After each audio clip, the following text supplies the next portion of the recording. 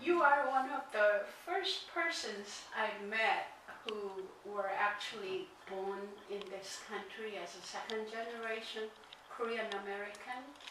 And so maybe perhaps you should say something about, or we should begin talking about your parents, how they happened to come or move to US and how they met and so on. I think my maternal grandmother came to Hawaii around 1903 or so. She's kind of a mystery. I've never met her, and she seems to have arrived in Hawaii with no husband, and she seems to have had no education. And she seems to either have been pregnant or had a small baby with her, which was my mother. So I can only imagine how that could possibly happen, like reading The Woman Warrior or something and thinking that she got pregnant by somebody and then she stowed away on the ship, or she was raped by somebody and she got pregnant and ran away. I have no idea. I do know that the Sugar Planters Association was recruiting in Korea for a while, and possibly she heard about that and had a chance to get out of the village and whatever, get to Hawaii.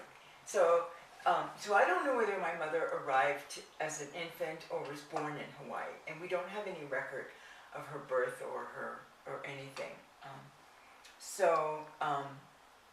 It looks like this maternal grandmother took her daughter and went to California or the West Coast sometime, because they ended up in there doing migrant farm work. So they lived in various places like Reedley, California, or Gresham, Oregon.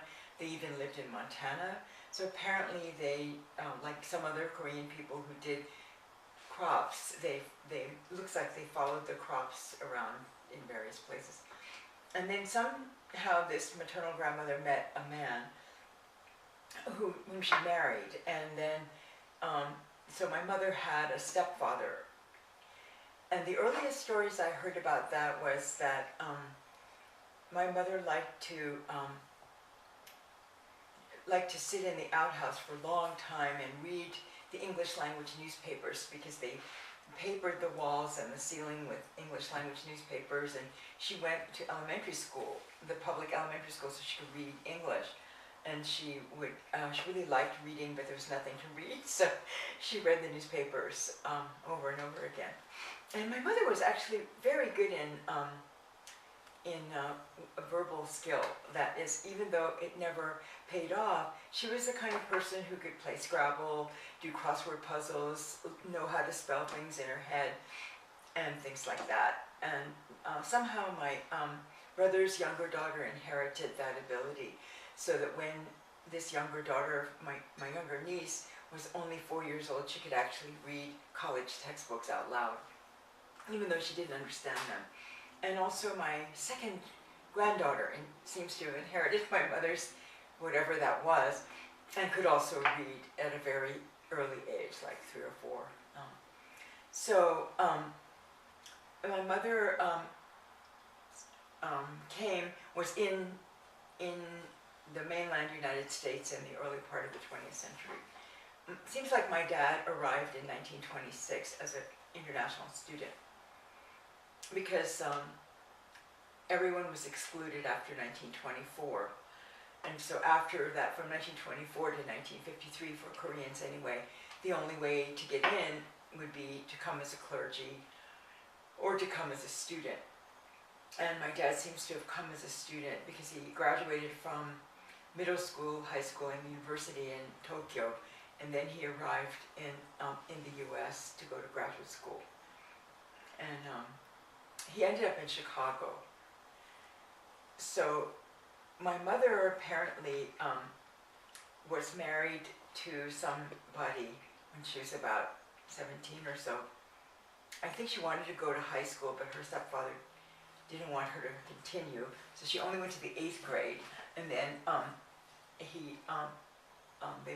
they got her married to this older man who apparently was married already in Korea, but he was living in. And my understanding is that he couldn't really read or speak English, but my mother could. And so they had a boarding house for migrant Filipino farm workers, and she was doing the cooking and so on for them. And also interpreting for the people who, whoever has to do the repairs, or I don't know, whoever they had to deal with who spoke English. And she had two sons who were my half-brothers. And it looks like she had suffered from physical violence, a lot of physical violence from her husband. And she was always into health. So somebody told her that she needs to circumcise her sons. So she took one of her sons to be circumcised, and he died there. Because I think in the old days when they gave them sodium pentothal, sometimes they miscalculated the amount of weight. And I suspect that he just didn't wake up from being put to sleep. So I think my interpretation is that she was afraid of her husband. So she ran away. And she ran to Chicago. She ended up in Chicago. And in Chicago, she met Elaine Wu, who was another early Korean immigrant woman whose parents had gone to the provisional government in Shanghai and just left her in an orphanage. And Elaine Wu got out of the orphanage when she was of age, and she didn't know anything, and she went to Chicago and met a Korean old lady who locked her in the room with a man, who then raped her, and then she got pregnant with this man, and ran away from the man, and I don't know, met up with my mother. So my mother and this woman, Helen, got a room together, I understand, and then they both got a job in some low-paying job somewhere. And then in Chicago, apparently there were not very many Korean people at that time. So Aunt Helen knew my dad and introduced them to each other. And then my mother told me that she was very popular with men at the time, even though she was not from an aristocratic background, even though she had been married before and had kids. The husband took the son to Korea, the other son, remaining son. So she, but she had been a mother, and but because there were so few women, since 90% of the community was made up of men, then she said everybody was after her. And my dad was one of them. And she said he got down on his knees and cried and begged her to marry him, and she didn't really want to be married, and somehow they ended up married. And then my father said, and I don't know how true it is, that he encouraged her to finish high school. So they moved to New York, and he went to Columbia graduate school, and she went to a public school and finished high school. And then she was quite petite, so nobody knew how old she was. And then there was a scholarship for Korean women at Mount Holyoke College.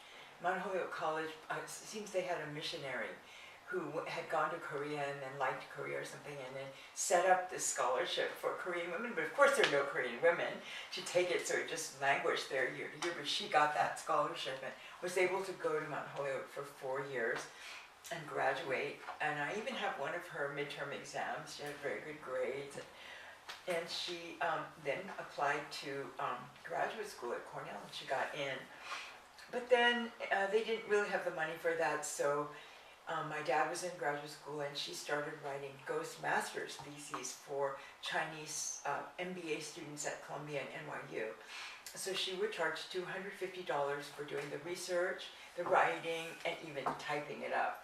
And then she said these guys would get their MBA and then go to China and become a big deal because they had an MBA from Columbia or NYU or something, but actually she did it. She said she did a thesis, an MA thesis on the Bank of England and the FTA or something. Nothing she knew anything about, but and I don't know why she didn't help my dad finish his dissertation, but he didn't finish. And my dad seems to have gone to school for 20, 25 years, because in order to stay in the US, you had to renew your student visa. And so he had to be registered in classes all the time. And so he did that, and they apparently were discouraged from being married because the INS didn't really want people who weren't US citizens or Asian to marry each other and have children who would be born in the US, because then they'd be citizens, as it turned out we were. So they didn't marry for a long time, and finally when a few months before my brother was born, they got married. But I didn't find out until much later that they weren't married. I saw the marriage license and said, Dad, this says April, you know, and my brother was born in July. So what was up with that? And he said, oh, well, you know, in those days you had to have a big party or something. We didn't have any money, so we didn't have a big party. You never know about these things. My dad, I also found his report cards there, and he had really bad grades. And all through our lives, he said, no one in the Kim family ever gets below straight A's. Everyone always got straight A's and everything. Then I found out he got C's, D's, you know, there were a lot of C minus and D, B minus and stuff, no A's on his report card. So I had to show him the report card and say, look, I found your report card, it's all C's and D's. And he said, as he always said, well, if I could speak English like you, nothing would have stopped me, you know, but my dad, he didn't know about what it was like to live in the U.S. as an American-born Korean at that time. It was not easy, but you know, so he thought all you need is a language and nothing would stop you. Well, that seems to lead to the next question, which is talking about your childhood and how was it to grow up as an Asian American. And first off, where were you born? So I was born in New York City, and then my dad got to move to work for the Department of War, which is now the State Department, because the U.S. government was hiring Korean people to work for the State Department because they spoke fluent Japanese. So my dad and other Korean men got a special bill passed for them in Congress to allow them to get a green card and stay in the U.S. for working in the State Department. So my dad got a job in Washington, and we moved to Washington D.C. area, and so I grew up in around there. And since I was born in 1942, that means that I lived in that area in the 1940s and 50s. And before, in the past, Maryland was considered the South. It was below the Mason-Dixon line. And, you know, it was before the Kennedy administration came in and built all those fancy, you know, urban things in Washington, D.C. So it wasn't really like it is now, not so cosmopolitan. And we lived in a pretty, you know, fairly low income area, although it was a white area, it wasn't a black area. And everything was segregated until I was in junior high school. So black people, although my brother and I were maybe the only Asians in our school, there were no black people until I was in maybe, I think, 9th grade or something like that. Only a few, because they didn't live in the area. And I would say it was not a great place to grow up as a minority person back at that time, and we were not very socially integrated. So, for example, you would not be necessarily welcome at your classmates' houses by their parents. You might be by some, but by others would just tell them to send you home. And so it wasn't like today. It was kind of, I would say, yeah, it's much better now than it was then. And much worse for boys, I think, that that girls could sort of, well, I felt because my brother was skipped a couple of grades or so. I think he was younger than his classmates and also not as big as they were. And our dad didn't emphasize sports, so our dad, on the contrary, said only stupid people do sports, because people of my dad's generation probably thought that way about the physical body. And so I think my brother had a lot of disadvantages, even more than I did. So I would say everyone thought we were foreigners. They were always telling us, asking us when we were going back to our country, and telling us that we could speak really fluent English and all of that all the time. Asking where you're from, and then if you said that you were Korean, they didn't know what that was, and they thought Korea was a province of China or Japan. So they always asked you, are you Chinese or Japanese, you know? So what actually helped you to be informed of your own identity?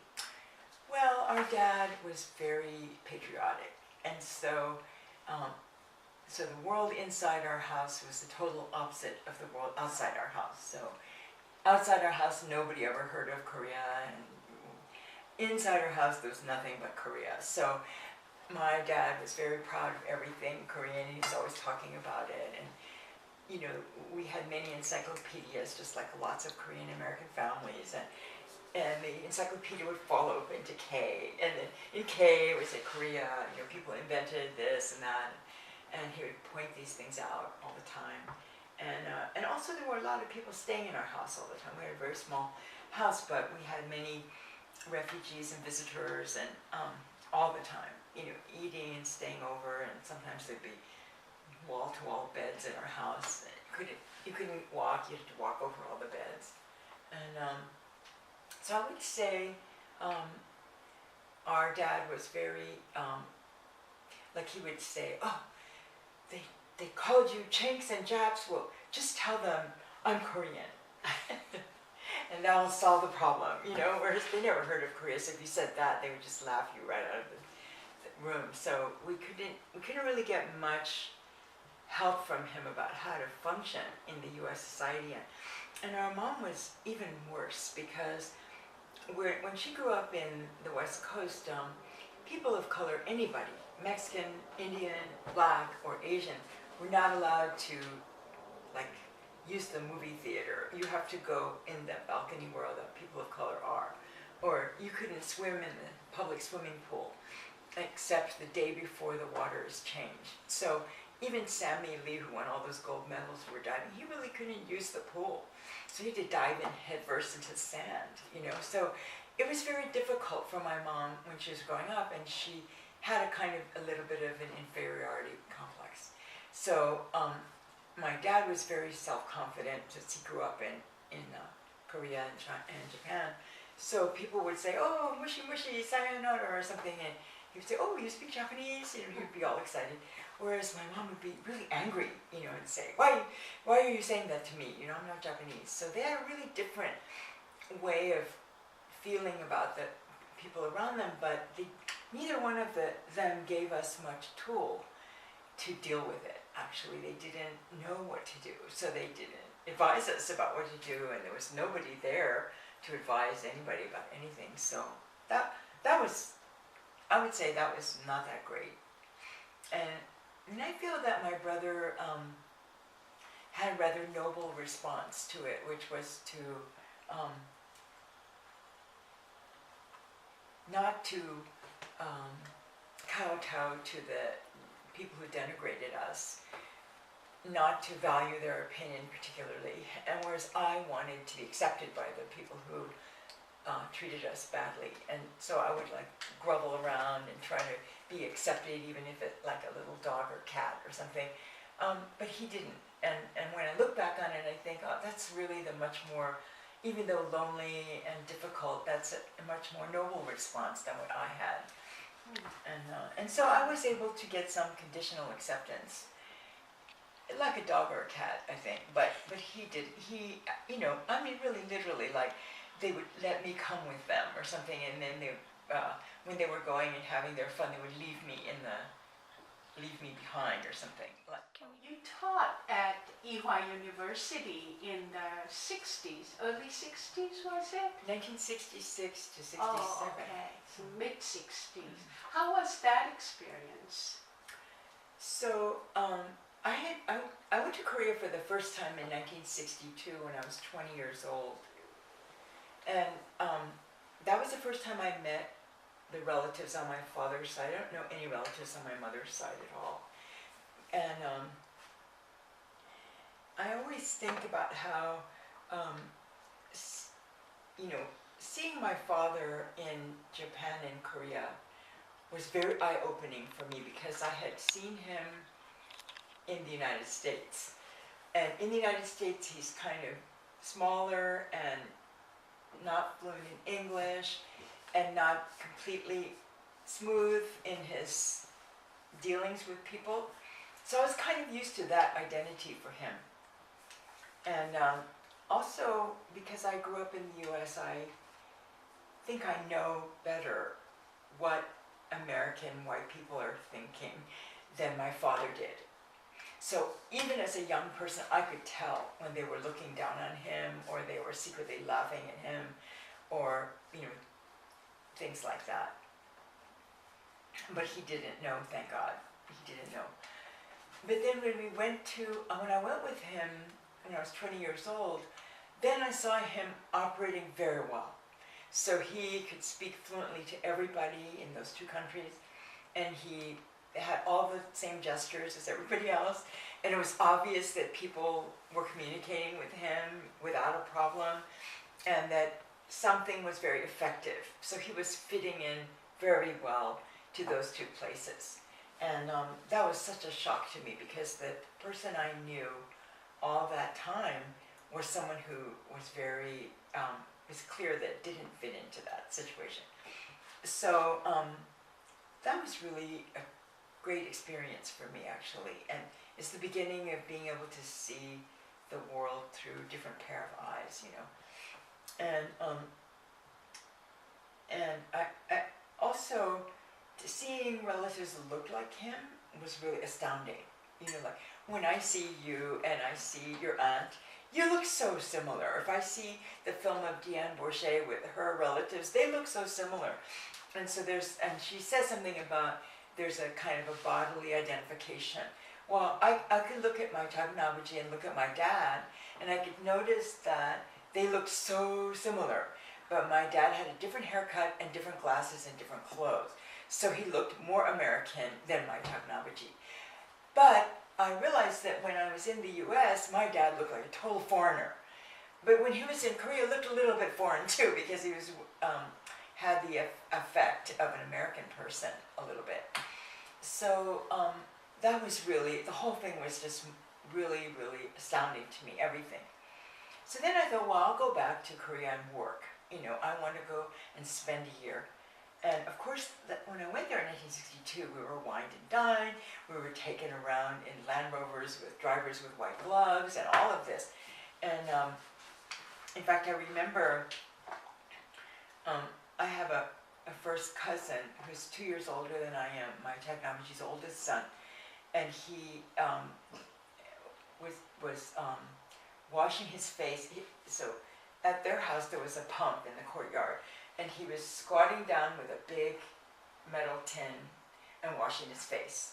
And then he had a towel around his neck, and I was riding in a Land Rover with a driver with white gloves and a white seat, and I had a white dress, and I don't know what. And he was running after the car, waving, and all the dust was behind me, so blowing at him, so he was kind of obscured by the dust. Anyway, so I kind of remember that scene, and also my other cousin, who's exactly my age, born the same year as I, she only had 2 dresses, the one that she was wearing and the one that was hanging on the nail. And I had, even though we didn't have any money, I had many more dresses than that. So I felt so bad. I wanted to give her all my clothes, and whatever I had with me. And anyway,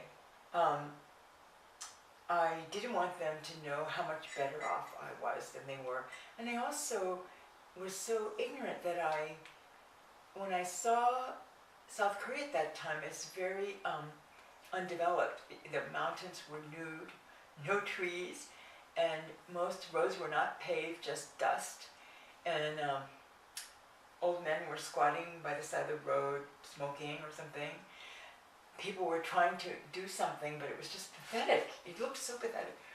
But instead of thinking, oh, you know, just a few years ago there was a devastating war and everything was razed to the ground, I thought, oh, very backward. You know, these people don't know how to make a modern society.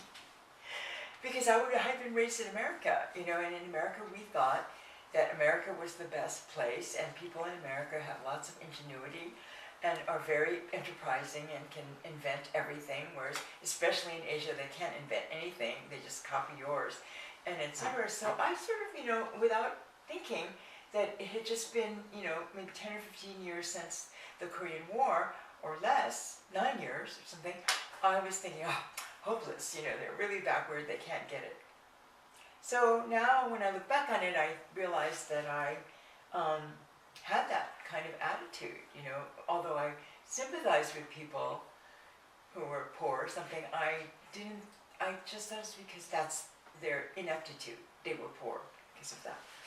Anyway, so I decided to go back and teach, and I didn't realize that, so my father pulled some strings and forced them to hire me, and I didn't realize that of course they wouldn't want, you know, like the English department wouldn't want me to be there. Like, why would they want me to be there? Somebody shoved down their throat that they didn't even know, couldn't speak Korean, but I thought, oh, you know, I'm coming here with my MA from Columbia, and I'm going to teach, and things like that, and nobody ever talked to me or anything, you know, like they were like avoiding me like the plague, but I didn't know.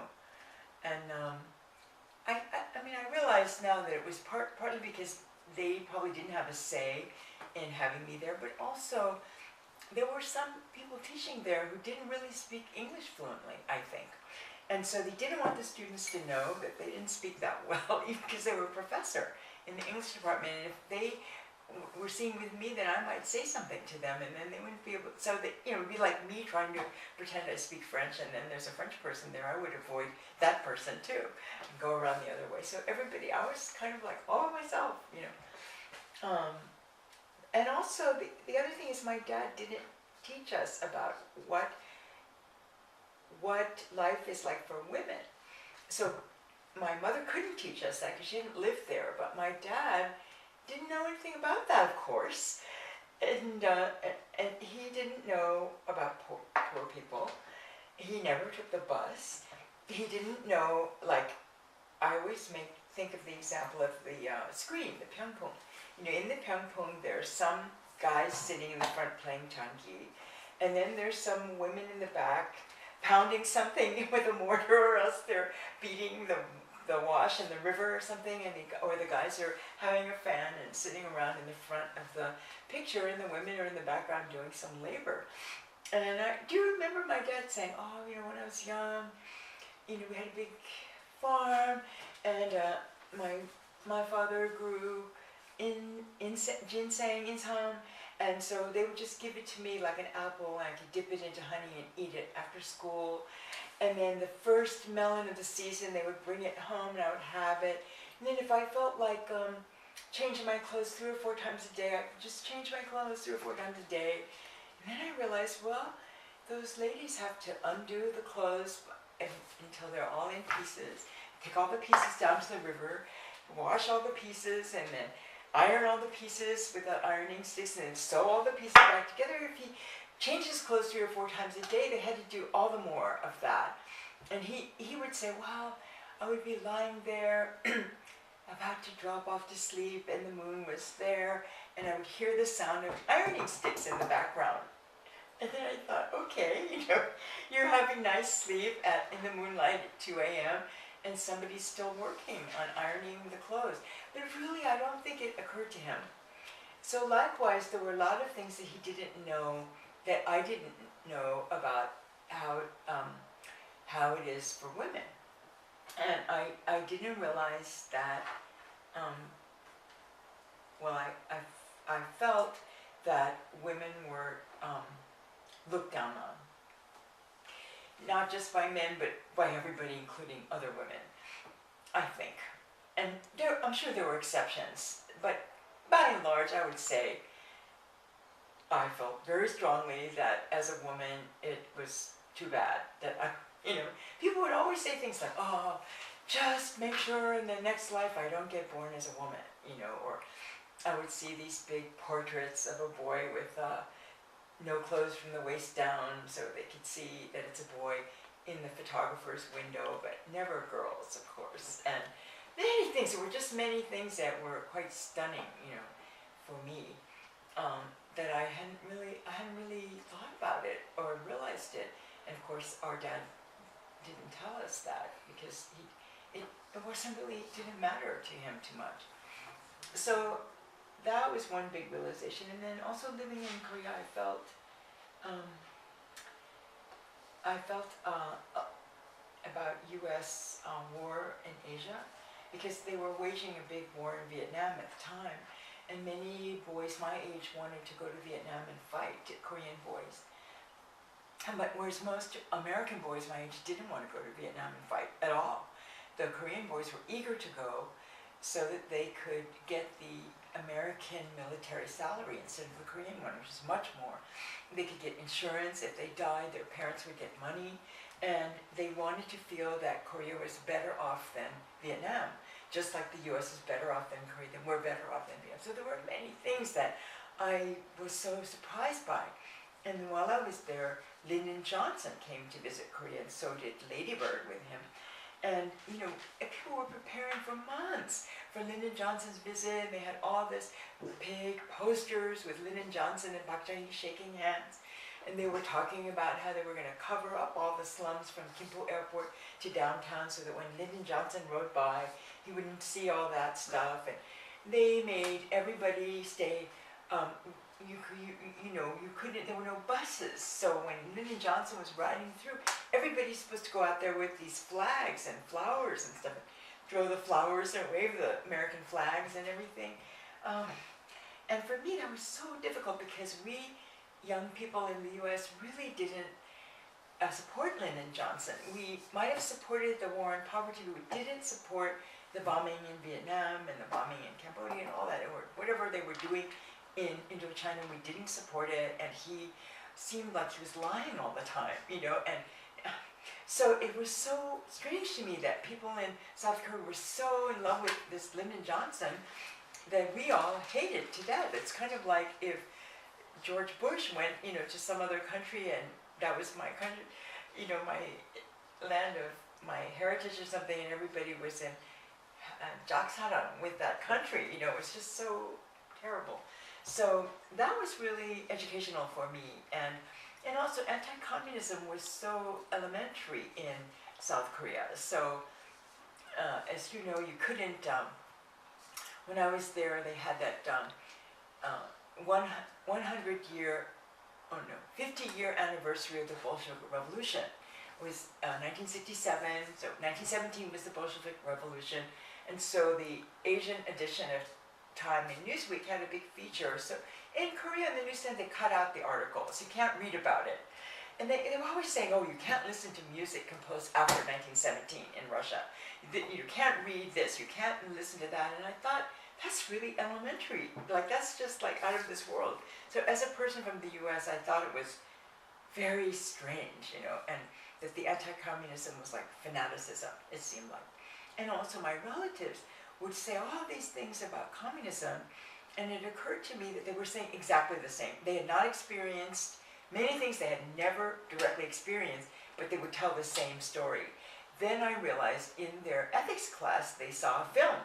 They all saw the same film, and it was as if that was my experience, seeing the North Korean communists do X. And then everybody would say it as if they had lived it. And I thought, wow, this is, absolute brainwashing, I felt. So I was really a little I think I was alienated for that and many other reasons. No, also, I didn't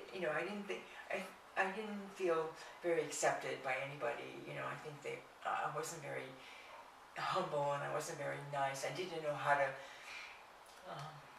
interact with people very well, you know, so I couldn't speak very well, and so it was kind of, you know, weird. It was a weird year.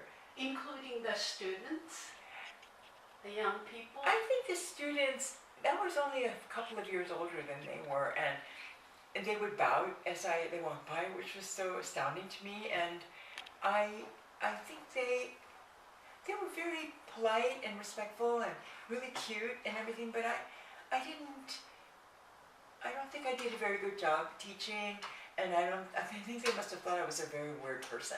I don't know what they thought actually, but if I were them, I would have thought I was very weird. It's tough like that, really teaches you a lot and gives you a lot to think about. So I think that was one of the best things I ever did, was to get out of my comfort zone and go there and do that at that time. And I feel I learned a lot from it, which I'm still thinking about. You know, in the 70s, you were one of the first people who were instrumental in establishing Asian American studies. So, why was it so important that you established that at UC Berkeley? So, what I experienced as a child was kind of racism. And then what I experienced in Korea was U.S. empire.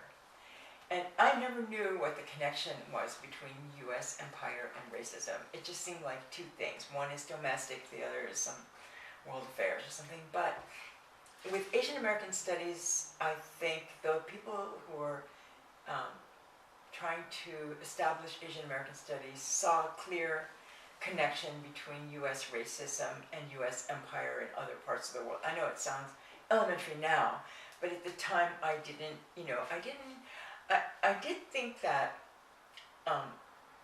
something about killing several million people in Vietnam and killing several million people in Korea, or dropping a bomb on Japan, and there were certain things that really seemed like those lives don't matter very much. You know, we can go ahead and some casualties will occur, but the more I read, the more I notice that maybe the Korean conflict could have been resolved without the sacrifice of that many Korean lives, and without the division of that many families. That even if they had left Korea to itself, to iron out their, maybe thousands of people would have died, but probably not 3 or 4 million. Sorry, probably not 3 or 4 million. And so I think that racism towards other countries, sometimes, especially when you listen to or read the things that the leaders of states said about those countries and what they were doing there, made me realize that the same kind of racism that I might encounter when we're not allowed to live in certain places or not allowed to do certain things because of race, it actually spills over into, global affairs and U.S. roles in other countries. So that was very helpful to me, and Asian American Studies was the place. I never felt quite that my high school classmates or my college classmates were ever really saw me for what I really was. Like they would always ask me how to order in the Chinese restaurant or some, So I think that in a way, the people who started Asian American Studies were much more like my classmates, even though some of them were a lot younger than I was, because I was a grad student at Berkeley and they were undergrads. I really feel very fond of them and close to them in a way that I didn't ever feel with my high school classmates or my university classmates. So I'm very committed to their purity and their vision and their desires and stuff. And so I helped set up the classes, and I stayed there. And honestly, if I hadn't worked in Asian American Studies, I wouldn't have been a teacher at all. I wouldn't have. First of all, I couldn't have taught at any other university besides Berkeley. I couldn't have dealt with any other students besides Berkeley students. and I couldn't have worked in any program except Asian American Studies, not East Asian languages and cultures for sure, not English for sure, not poli-sci for sure. I would have died there. I mean, probably would never have made it there, but I also would have died there. So among my colleagues, I felt, though we didn't always get along, I always felt much better with them than I would have in a completely white department. Then I should mention I did go to Korea again in the 1980s, on a Fulbright. So that was like 20 years after I had been there, and that very same cousin who was left in the dust while I was riding away in a Land Rover was by then kind of sajang in Busan group. And so he was, so I was staying in Haebangchon, which was kind of a slum, and he said, oh, let's have lunch. And so I came down, and he couldn't find my place because, it's very windy alleys and everything.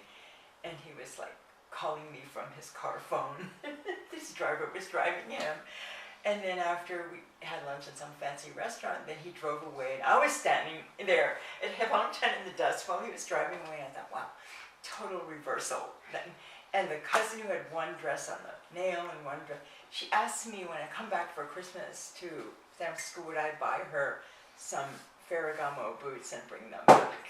And I thought, because by that time she was married to one of the architects of the Olympic Stadium. So that time I was the poor cousin, and they were, up there. So everything was kind of reversed. How do you think the Korean community has changed over time? Well, that's the question of how the community has changed over time in the Bay Area is really difficult to answer and kind of complicated. But from my perspective, when I first got to UC Berkeley, there were only 70 Korean students altogether, including graduate and undergraduate, international and domestic. So it was very small. The percentage of Asian American students was less than 5%. And of that, the percentage of Korean students was minuscule. And so there might have been more solidarity among the Korean people at that time. There's still very few faculty, but everybody tended to know each other. And then after 1970 or so, early 1970s, the change in the immigration and naturalization quotas caused a kind of influx of people. So there were many new immigrants who were downwardly mobile, and although they were educated and urban, they had to do sort of mom and pop businesses of all different kinds. So they were struggling a lot, I would say, at that time. And but now I don't think it's like that right now. And so I would say if you had, a community service center or something, it might be a challenge to figure out exactly which needs you should be addressing right now, whereas before it used to be much more clear. Well, one of the things that could happen is if Korean Americans were organized, and there are organizations like the Council of Korean Americans that are trying to do this,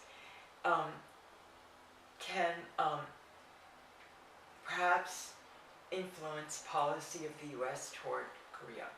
So one of the worries that a lot of 1.5 and second generation Koreans that I know have is that we're kind of disappointed at the way kind of demonizes or caricatures North Korea. It can't be that the country and all those people are a bunch of crazy lunatics, either blindly obeying a crazy leader or whatever. That it's not, just doesn't make sense.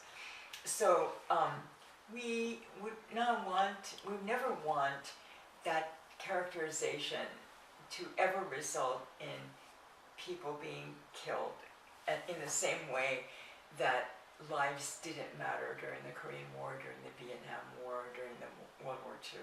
So the dehumanization of the whole half of the nation, I suspect that most South Koreans wouldn't like to see that happen either. You know, and certainly we're part of that diaspora that doesn't want to see that happen, but might have some influence on the US government about stuff like that. So that would be one. Another thing I'm seeing is that a lot of Korean Americans are doing amazing, diverse things that nobody would have expected. Like 20 years ago, amazing things in the kitchen, for example, amazing spoken word poetry, amazing rap, amazing graffiti art, and so the sort of diversification and proliferation, all different kinds of creativity, is really something that I want to see continue. Like I read all the Korean American novels and all that stuff I can get my hands on, and I'm really amazed at how many people are writing. You know, the Korean community writers in general, in writing in Korean, they would always talk about globalization,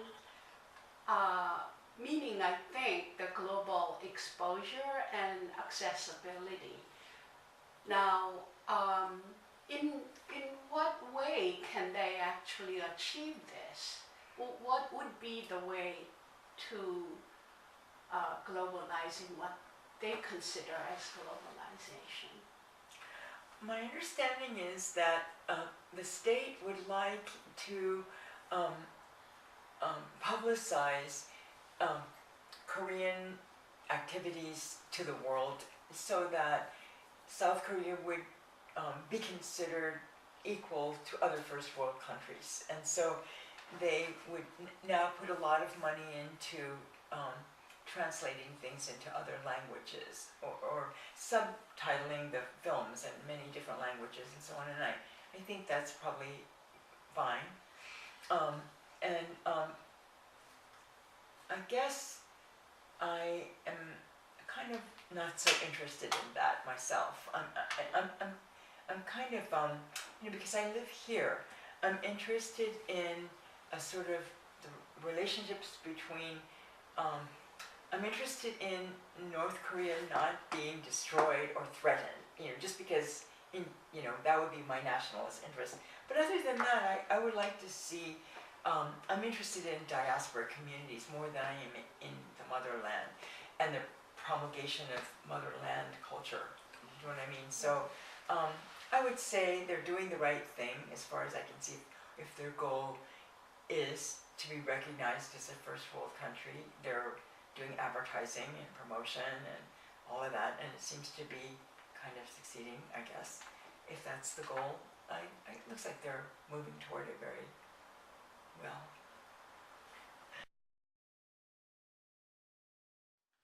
Oh, I can't think of any parting words. Let's see. Keep on struggling. I mean, that's about it. Just to